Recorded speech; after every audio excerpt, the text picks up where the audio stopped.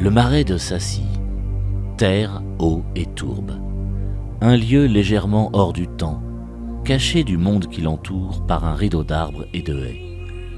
Vivre à côté ne signifie pas en connaître l'existence, et moins encore imaginer la vie qui s'y anime au cycle des saisons.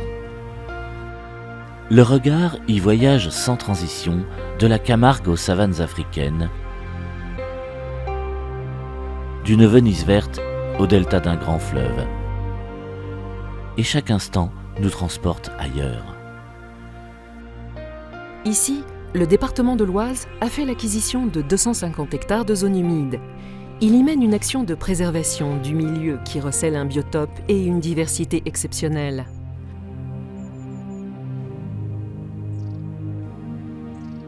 Le Conseil général a souscrit en 2009 un contrat Natura 2000, confortant la gestion de ce site, qu'elle soit exemplaire.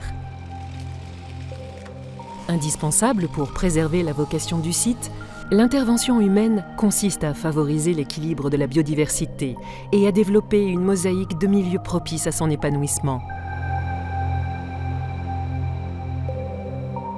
Sur les différents secteurs du Marais, la mise en pâturage de troupeaux d'équins et de bovins camarguais sont un outil indispensable à la gestion du site pour maîtriser sa végétation. Sans la combinaison de l'action des agents du département et la présence de ces troupeaux semi-sauvages en liberté, rien ou presque ne pourrait empêcher la réapparition de la forêt et la disparition des zones humides qui s'ensuivraient.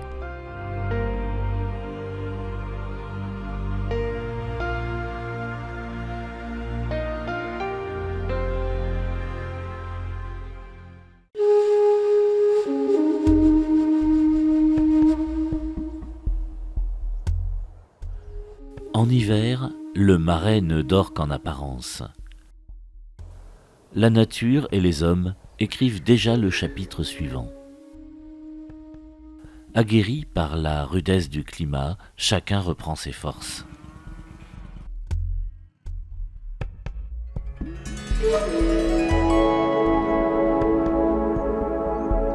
En hiver, on effectue tous les travaux qui sont lourds et qui sont susceptibles de plus déranger la faune et la flore du site. Ces différents travaux incluent le déboisement, les travaux d'accessibilité au site, les mises en défend, le nettoyage, etc.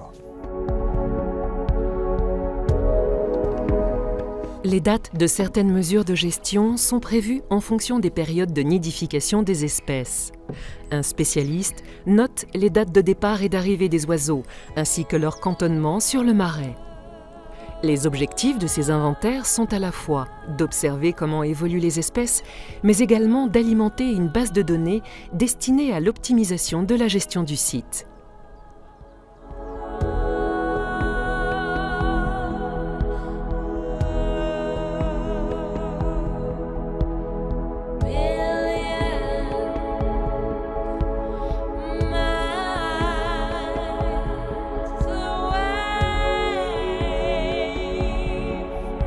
Le réseau hydraulique du marais de Sacy, il est composé d'étangs, de canaux qui ont été façonnés par l'homme, notamment par des activités qui peuvent être assez anciennes comme l'extraction de tourbes, la réalisation de canaux pour faire des cressonnières. Ces activités ont donc mené à des étangs comme celui-ci ou à des canaux qu'on peut retrouver un peu partout dans le marais.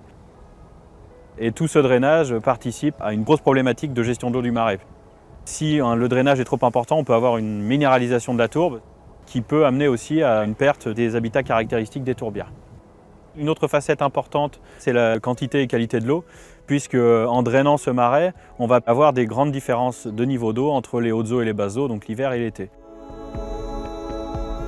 Ces grandes différences de niveau d'eau peuvent impacter aussi bien les habitants que les activités économiques, comme notamment l'agriculture ou les prélèvements d'eau potable.